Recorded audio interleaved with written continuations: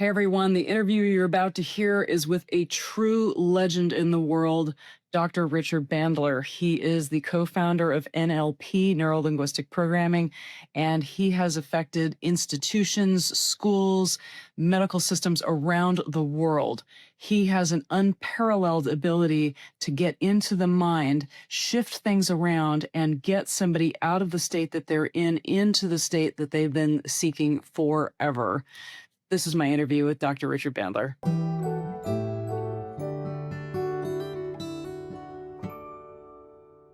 Hello, everyone, and welcome to this episode of Next Level Healing. My guest today is an absolute legend in the field of human change technologies.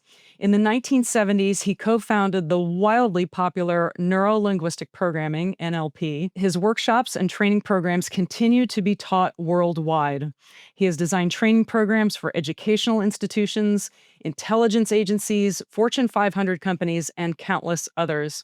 His behavioral and mental technologies have transformed the science of education, sales, management training, negotiations, therapy, medicine, and more.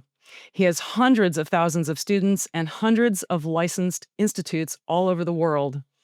He has authored over 30 books published in dozens of languages, including The Structure of Magic, Frogs into Princes, Patterns of the Hypnotic Techniques of Milton H. Erickson, Using Your Brain for a Change, Patterns of Persuasion, Getting the Life You Want, Thinking on Purpose, The Ultimate Guide to NLP, and many more. After 50 years, he is still teaching, consulting, and developing new mental and behavioral technologies such as neurohypnotic repatterning, design human engineering, persuasion engineering, personal enhancement, charisma enhancement, NLP practitioner, NLP master practitioner, and many others. This man has made his mark in the world and says he's just getting warmed up. Welcome to Next Level Healing, Dr. Richard Bandler. Thank you. That was quite an introduction. I don't know how you squish all that. I didn't even get into all your PhDs and honorary PhDs and how many keys to cities you've been offered. What would you like to say to the world if you had a megaphone and everybody was listening right now? Relax. And on that note, you bring a tremendous amount of humor to helping people change their mental state. Why is that important? Well, it's important because the neuro the neurocortical pathways themselves have receptors called serotonin 24. Serotonin 24 is gets altered when you take drugs like pot or psilocybin or mushrooms, but it also gets altered when you have endomorphines in your system, which is what happens when you laugh a lot. And it makes you more receptive to developing new learning patterns. That's why children play and laugh and giggle. Oh, that's beautiful. So for our listeners who are not familiar with NLP and these other mental technologies, what are these mental technologies and why are they so groundbreaking and how have they changed all these ways of teaching and learning? Well, when I started out, there was 160 schools of psychotherapy, all claiming they had the right approach, and none of them could systematically change a single thing. So that's a very bad track record. And they blamed it on their client. Their clients weren't ready yet. They were resistant. That's one thing after another. Uh, but it wasn't, psychiatrists at the time had the highest suicide rate. And I think that's because they were very discouraged and because they listened to their clients talk to them about depressing shit all day long.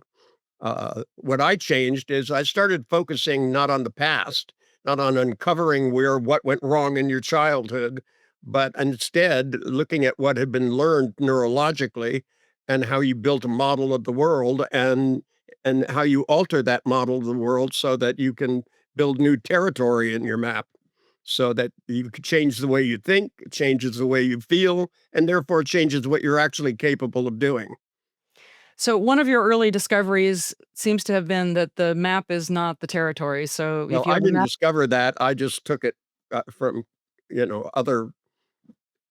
other people.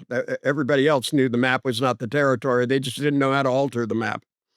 And what was your early learnings about how to shift and change that map so that people's experience could change? Well, when I got together, originally, I modeled a woman named Virginia Satir. She was a very famous psychotherapist. She got results that nobody else could get. And every time people would see her work, they'd go, "Oh, she's so intuitive," which is which is a very fancy way of saying, "I can't learn this, it's not learnable." And, I found that offensive. So I started modeling her work to the point where I could predict what she was gonna say, and I used a rather antiquated model to do that. It's called predicate calculus. And, when I got together with John Grinder, he had a very elegant model called transformational grammar that Noam Chomsky developed, which is kind of a map model of how the brain generates language, and we used it and connected it with the things that Virginia did and Milton did and Virginia did and that I did myself, and built a model that allowed us to use language to find out what the map was, where it wasn't functioning, and where it was functioning well. We changed everything from a diagnostic repair model to a model of which was educational in nature. So, give us some idea of how we represent things in the brain and how that can be shifted. Hey guys, studies are showing that 68% of people that watch podcasts regularly don't click the subscribe button. Do me a huge favor. If you like this content, click subscribe so other people know where to go for the cool stuff. Thank you. Well, in your brain, you have billions, literally billions and billions and billions of neurons, all talking to 10 to 100 others. And it's infinitely complex, but rather simple in nature.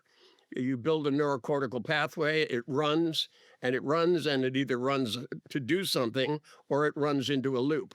So when you have anxiety, it runs in a loop, and when the loop habituates, the anxiety subsides. And you trigger it again. You can trigger it with a thought. You can trigger it in lots of different ways. People always say they're triggered by the outside world, but that's just an opportunity to run a program in your head. And when you know what the program is, you can alter the program and do something different.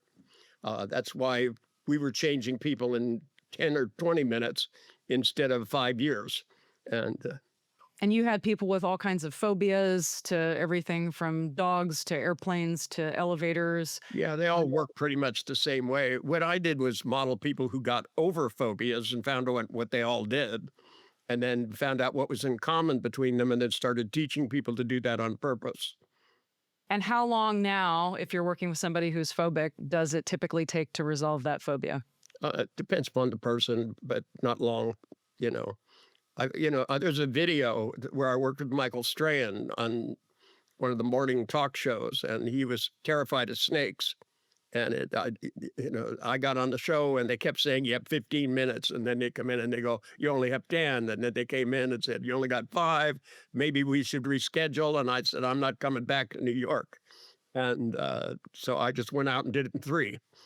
Um, Okay, walk us through that. What did you do with him in 3 minutes that had well, that the phobia thing gone? is that phobias don't phobia isn't a thing; it's an activity.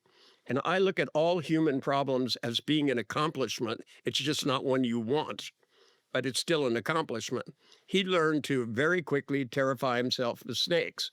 That if he thought about a snake, to begin with, it was big, and number two, it was moving towards him in his head. And whether it's conscious or unconscious, you still get the fear because there's an overlap between the cortexes of about 40%, the visual cortex and the auditory cortex and the kinesthetic feeling cortex. So what I did is had him put a border around it. And the minute you put a border around it, it's no longer a remembered image, it's a constructed image. So it's totally different. And I had him shrink it down to the size of a small coin, blink it black and white very fast, so that the neurocortical pathway had somewhere new to go. And then, I had him look at a picture of himself, touching a snake and not being afraid, and a picture of a snake, and he wasn't afraid. And nobody was more surprised than him, and we walked over and he touches a snake. And and the next day everybody called up and accused him of faking it. He told them he wasn't that good an actor. But it it it it there are neurological tricks to developing new cortical pathways. Sometimes we do, literally with a phobia, we'll have somebody see themselves being afraid, float up out of themselves and look at themselves being afraid. And sometimes even a third time, so that they're calmly watching themselves be terrified, which means they're still watching whatever the object is. So it reconditions the neurology that when you get in the situation where you would normally respond phobically, you mentally step outside of it and feel calm, or fed up, which is most likely the response that people have. I had a race car driver that was terrified of escalators, and when I asked him, you know, how could you drive 200 miles an hour and not be terrified and not be able to go up an escalator? And he was like, my legs just give up. But that's not true. He actually ran a little program in his head where he got eaten up by the teeth on the escalator. But the idea of doing that and having his son watch him was just unacceptable. He just had a baby boy, and he just went, he got fed up, which is typically what happens. People get really fed up. They look at themselves doing something stupid, and their brain goes, enough is enough, and then they start building new cortical pathways. Sometimes we have people run memories backwards of bad events where they were terrified, and when they run them backwards, it takes the charge out of it. Because given there are billions of neurocortical pathways, knowing which one goes to the next one so it runs by itself, be it ever so microscopic, it's still done by size. So running things backwards, shrinking things down. I mean, people will even say to you, they come right out and say, they go, well, I've blown this all out of proportion. And I take people very literally when they talk and take it as a signal of what they need to do inside their head. Whatever they're doing doesn't work, you do the opposite. What about your early life set you up to be able to see how the brain functions and works in a different way than other people had up until you're taking it to a different level? That's a very psychological approach. I don't think about that much, to tell you the truth. I'm a good mathematician, and I have a low tolerance for bullshit. So you're very results oriented, and when they weren't getting results, you wanted that to change. Yes. Dr. Bandler, I've always been so impressed with how quickly a person's able to heal just by changing things in the subconscious mind. I'd love to hear, you are the master at this, but I've seen, headaches and migraines and sleeplessness and, people had been attacked by a Rottweiler and went through 6 jaw surgeries and developed a choking disorder. And by going in and just rewiring things in their perceptual experience, their healing is so much more profound. Can you tell us about that and all the, or at least about some of the amazing recoveries that you've seen so consistently? Well, I wrote a book called The Secrets of Being Happy. And what it's really about is we took all the research, they kept finding out that stress makes you ill and stress makes you heal slower. But there actually had been tremendous amount of medical research showing that happy people heal faster, recover from surgery better, less likely to get sick, they have stronger immune systems. And when we wrote the book, I had started interviewing people about all kinds of different things. And there are some examples in the book where actually I took somebody who was kind of depressed about being sick and got them in a happy state, put them in a deep trance and made them feel happy for absolutely no reason and looking forward to being healthy. Because the unconscious really doesn't process negation. It does, when you say, don't think of blue is all there is on your mind. And the same thing is true when you're thinking about being sick. It makes you sicker, whereas you're thinking about getting healthy and you're looking forward to it and anticipating it. People seem to heal faster, and they seem to heal things that aren't even supposed to be able to. I've had clients that were given up on in every way and worked with them and got amazing results. I had a woman once in an audience who just looked terrible. She just looked terrible. And, and I brought her up and I gave her a hypnotic beauty treatment.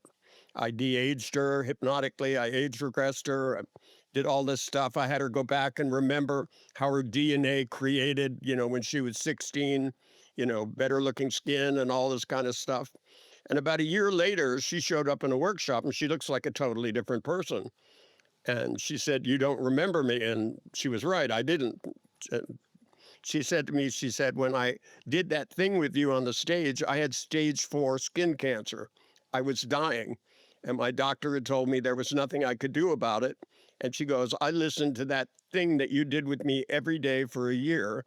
And she goes, "And, I have total remission." Now, I can't explain that. I didn't ask her to do it. I didn't even know about it, to tell you the truth. If I did it on purpose, I'd be practicing medicine without a license. But I didn't know. It's one of those things where sometimes not knowing is better than knowing. And I've seen all kinds of stuff. I've seen people recover from, nerve damage that they're not supposed to be able to recover from. And Moshe Feldenkrais used to do miracles all the time. He used to travel with me when I'd go around on lecture tours and see clients and do just absolutely miraculous things. He took a kid that had been paralyzed from birth. He was about 5, 6 years old, had never swallowed, never said a word, couldn't move his arms and legs, and he got him moving his arms and legs. He got him to say his first word, and he got him to swallow. And he did that in about 45 minutes. Man had great talents, but he was also a physicist. He did physical manipulation, but Mhm. he did a lot of stuff where he just looked him in the face and started doing things in the order in which they occur. Sucking, getting him to suck, and getting him to do things, getting him to recapitulate the way language works. First, you say vowels, then consonants with vowels, and there's an order neurologically in which this happened, and you just kind of hacked into it, and then just kept going, and got amazing results. I'm not sure, but I think that's on film somewhere too. I remember them filming it.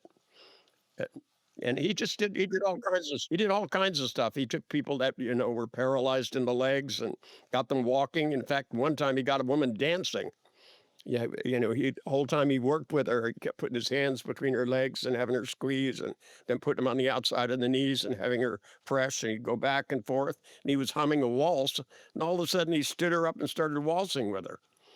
There were a couple of hundred people there, and one doctor said he was going to go back to his office and tear up his medical license. He couldn't explain it. Wow. Beautiful. What do you think makes the difference between a really exceptional practitioner and one that is not so much? Of NLP, mostly attitude. It's just their willingness to try things. And, not everything is going to work, but if you don't try enough stuff, you don't find out what will. And an understanding that what we're trying to do is to affect people at the neurological level, not the psychological level. The psychological level is a reflection of our neurology, and it also influences it. They're intimately related, but it's not a causal relationship.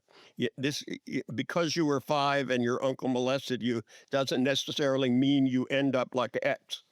You know, some people forget about it, never think about it.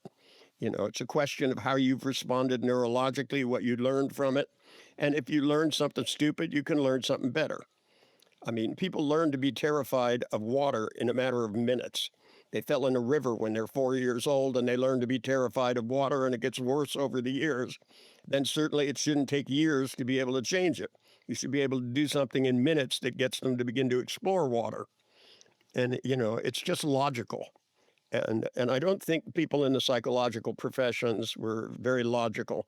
They were taught to think metaphorically, to think anthropomorphically, like people had parts and stuff like that. I have a tendency to look at the brain and look at neurology, and it's a really great age in neurology in the past 10 years. They keep learning more and more and more, and the more they learn, the more I learn to do. So, some of your processes work with people in a trance with the brainwaves slowed down, and some of your processes work just in a conversation. Can you talk about the two and why one is important or necessary? Well, I wouldn't draw such a fine line between those two. That, people are always dropping in and out of altered states. The question is, what do you say when to whom? And, some things can be installed without it being a big deliberate deal. And sometimes, you need a stable trance to get people to learn certain things. And I think that's a matter of discretion of the practitioner and a level of their skill. I've been doing this for 55 years. I'm pretty good at it, but I'm still not satisfied with my skill. There are some people that, they learn to do things a certain way and they just keep doing it that way, whether it works or not. And to me, whether people are in the waking state or, I do a workshop where I take 15 people and they give me a list of things and I change what's on the list, but I don't explain anything to them. And the whole time it sounds like I'm explaining things, but I'm not. I'm installing things. The language of the unconscious is very specific, and good hypnotists understand it.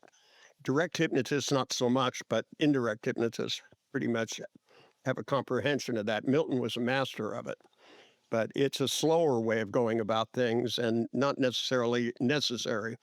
I find that you can do a lot in conversation, especially a lot of prep, and then it's always good to use trance to test everything. So it sounds like you're talking about bypassing this conscious mind and getting Well, into the this conscious big, mind is a beautiful very system. small part. You don't even know how you understand language. You just do.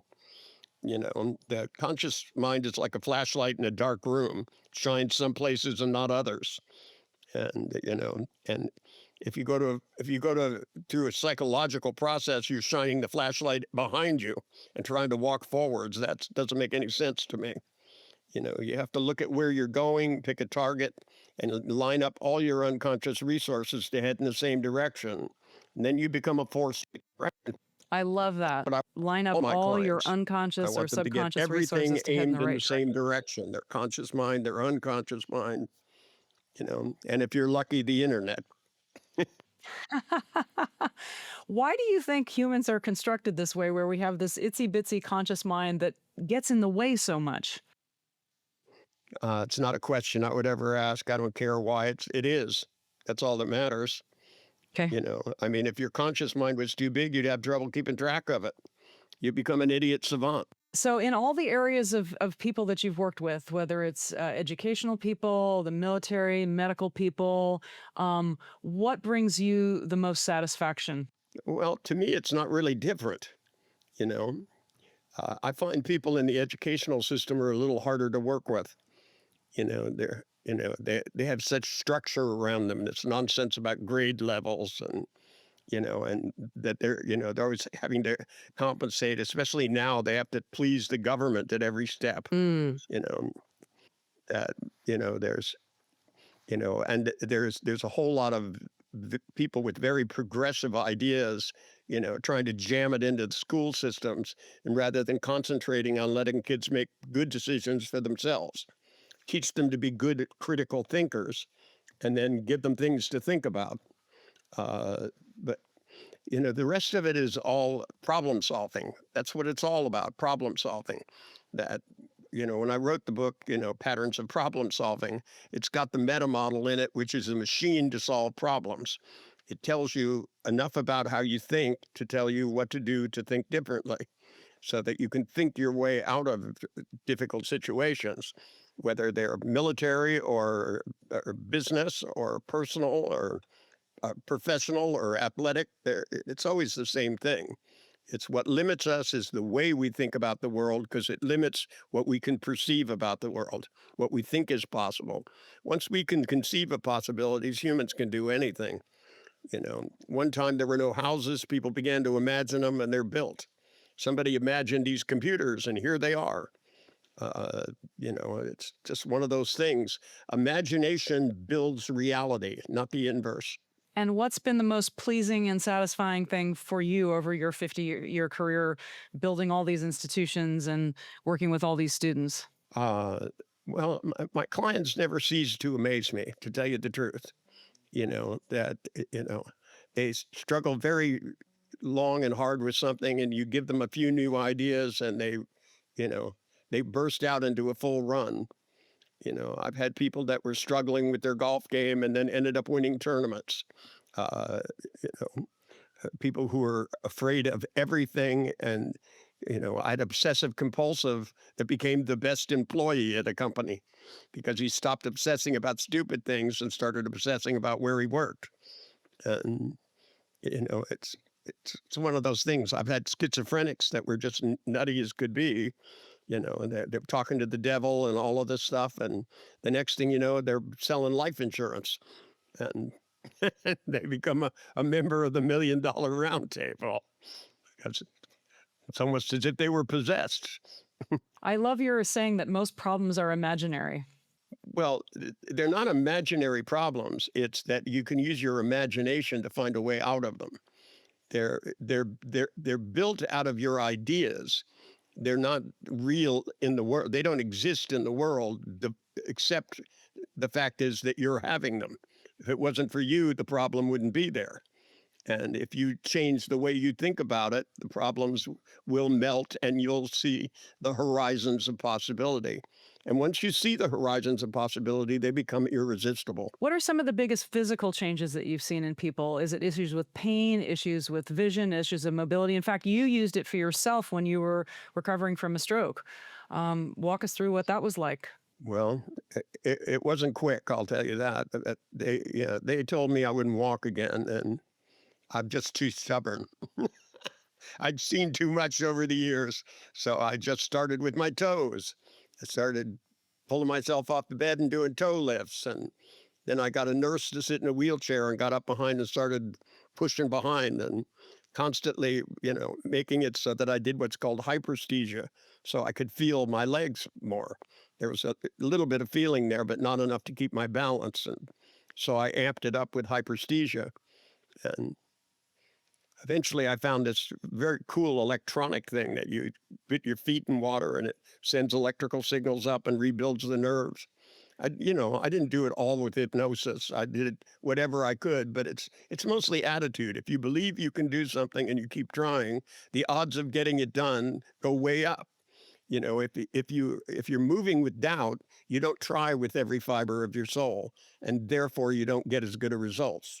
It becomes a self-fulfilling prophecy. Don't try and don't do. Try with every fiber of your soul, and you never know. You may hit a home run before you ever expect it. Wow, that is worth playing over and over and over again.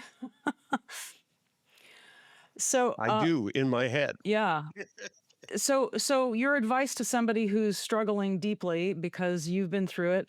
There's a movie made about your life called Altered States, the Richard Bandler story, which for those who would like to get you to know you on a more personal level, really explains your story quite nicely. What do you say to people that are going through really difficult times? Well, I always start with the same thing. I go, look, if you change the way you're thinking about this, then you'll struggle less and strive more. That when you're struggling, typically it's because you're going about things wrong. That you're thinking stupid thoughts and you're letting them get in the way of really believing that you can make an image of where you want to be and then figure out how to reverse engineer and get there. And, I tell businessmen all the time, constantly, that they need to go out in the future and don't be realistic, be optimistic. And go, this is where I want to be, and then reverse engineer, figure out what it would take to get there, what steps you have to make. I've written a lot of books, and this is the way I write a book. I figure out where I want to start, where I want to go to, and then kind of reverse engineer what I would have to do in order to get there. And it lays out, for me, a format so that I know what things need to be said, what things need to be written, and it's worked very well for me. I just had 28 of my books bound in leather, and I've got others that I couldn't get copies of to send off, but I've written all told about 35. And I think there are 28 that you can still get. Do you have a few favorites that for people getting started with this, what are the best books to start with? Using Your Brain for a Change. I wrote because I was in the kitchen and I got a cookbook and I looked at it and I thought this is a really good format for a book. So you can literally look up things in it, What do you do? It's broken into 3 sections, getting over things, getting through things, and getting to things.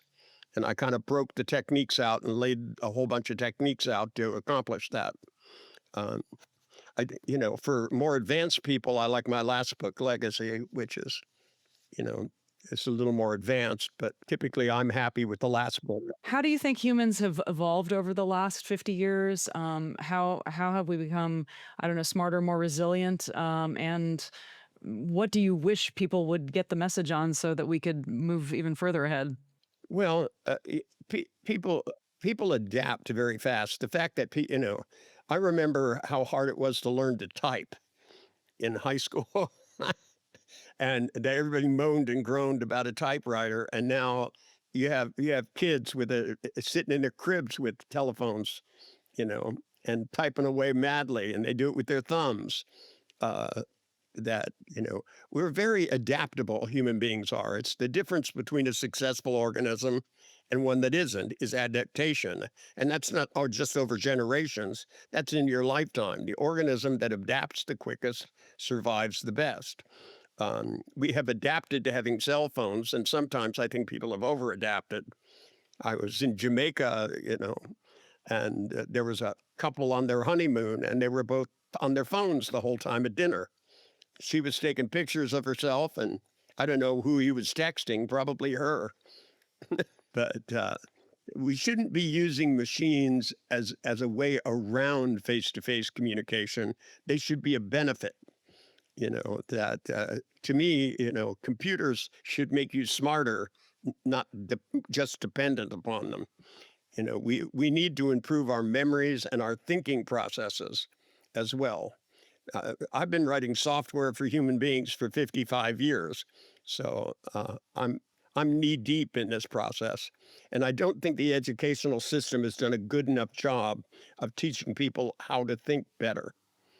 When I wrote the book, Teaching Excellence, it was to try to teach teachers to take the worst case scenarios and try to make them the best. And we gave them the techniques to be able to do it. And it hasn't been a very popular book, but everything in it works and people should try it.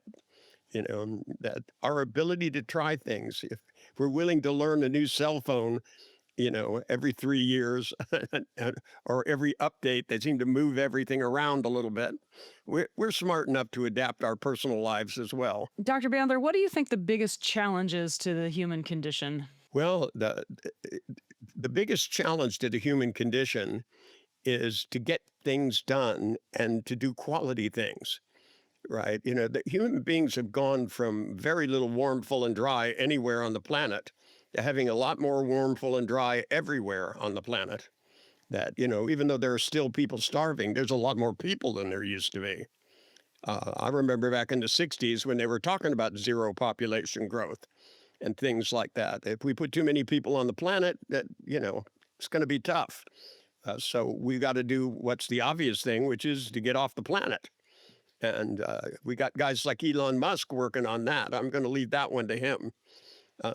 If he's going to go to Mars, I have a list of people I want him to take with him. And what is the thing in us that gets in the way of the problem solving? At one point, I think you had said hesitation. What about fear, doubt? Well, hesitating is the quickest way to not get someplace. Because if you hesitate to try different things, innovation doesn't just come, from methodical research. It comes from accidents that we notice. Even in my work, accessing cues, which was, an important step in defining representational systems, and, that when people visualize, their eyes go up to the left when they're remembering and up and to the right when they're constructing. All of that came from Dorothy Kimura noticing this weird thing.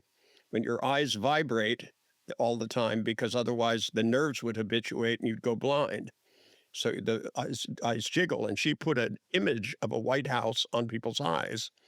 And when they jiggled, of course, the image disappeared because the image moved with the eyeballs. And when she asked what was it an image of, they all stopped and looked up and to the left.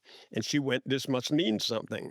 And it did. It was a neurological thing that tells us how people are thinking so we can better understand them. Because when somebody comes in and looks up and to the left, they're going to remember an image.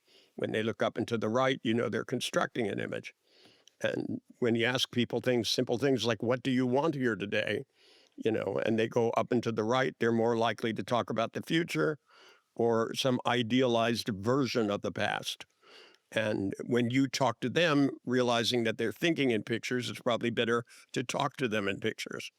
And that's true if you're a salesman. That's true if you're a doctor. It's true about everything. Doctors have a tendency to talk medicine to patients, and they're not doctors, so they typically don't follow instructions very well.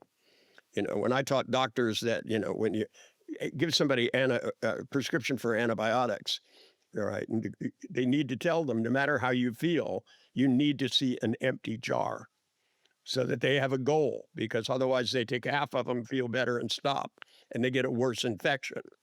That, I don't care what the pharmaceutical company tells you. Your job is to get the patient to do what you want them to do in terms they can understand. You know, And you talk a lot about the have an placebo. auditory person, you have them shake it. When it doesn't make noise, then you're done. Brilliant. And you've talked about the placebo effect and how we might as well be taking advantage of that. If the placebo effect is as effective or sometimes better than medicine, not harnessing that healing ability is wasted positive energy. Well, the placebo effect works. They always thought it worked because we lied to people.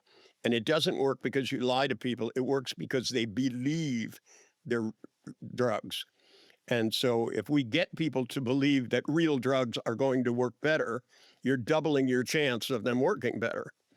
And, the same thing is true. Doctors are saddled with this thing that's for insurance companies called informed consent, where they have to tell you all the worst things can fucking happen. But they don't have to tell them to you congruently. They can be very sarcastic while they tell you, and then tell you about all the wonderful things the drug can do for you in a very convincing voice. Sometimes a little tonality goes a long way. So just blanketly, if somebody's wanting to get better from an illness, a problem, your top lines of wisdom for them would be? To make a big, shiny picture of yourself getting to the state you want to be. And that's not just recovering, it's beaming with health. And you have to make it so good that you're so drawn to it, you want to wet your lips. Go, I'm going to be this person. Make yourself believe it 100%. And so you feel drawn towards it, because it's that feeling of being drawn towards something that realigns your unconscious. It shifts that little serotonin 24 receptor and makes it so that your neurocortical pathways become receptive to beliefs, ideas, and the behaviors that will support them, like eating good food and breathing a lot. I can't tell you how many clients I have that come in and they're sick and they hardly breathe at all. And I have to give them breathing lessons before I can do anything, because they breathe so shallowly, they're not getting much oxygen. Put one of those things on their finger and it's like 86 instead of 98, what it should be. So to me, having lots of oxygen and breathing in life itself, that, looking up at the stars and realize that 15 billion light years of time, right? Building a universe from the Big Bang to the moment that you're sitting here now, you are the result of everything that's happened. You are the purpose. That makes you really special. You should look up at the stars and not feel like you're under them, but you're made out of the same stuff that was there at the time the Big Bang occurred. And that makes you very special. You deserve to have your beliefs drive you into the future. And because you're not in the universe, you're both a part and a part of it. And that makes you a pretty special being. You are the experience the universe is having. We're looking up at the stars now, looking at the solar system and the galaxy and other galaxies across time and space. And with the Hubble telescope, we can see things that are unbelievable. And so we're a part of something much bigger than ourselves, but yet we are a part of it, and that's important. And you should value that and smile. Take a deep breath in, smile, exhale, and know that your purpose is to be a part of all life. That is gorgeous. You're a part of everything, as a matter of fact. That's gorgeous. Dr. Bandler, who are the people on the planet that you most admire? Well, people that I most admire aren't on the planet anymore. or who have passed? Yeah, well, I was saying that some of the people that I really admired, like Moshe Feldenkrais, are not here. The list is so long, it would be hard for me to tell you. There are lots of people that I admire their work. I read a lot of neurologists. There are certainly lots of people doing lots of good things. There are lots of medical people really exploring. Sometimes they have to call themselves functional doctors because they don't fit into the right categories. And a lot of great things going on with stem cells. Um, I've been thinking about getting some more stem cell treatments. I had some for my knee and it really healed it. So I've been thinking about getting them.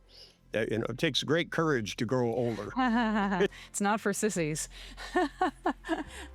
Dr. Bandler, how can people stay in touch with you, find out more about your institutions, your teachings? Well, richardbandler.com will link you to just about anything. PureNLP.com tells you the seminars I'm doing. John LaBelle puts out a newsletter every week. Love it. All right, everybody. Thank you so much for joining me with this legend of human development and change on the planet. And we look forward to seeing you on the next episode of Next Level Healing.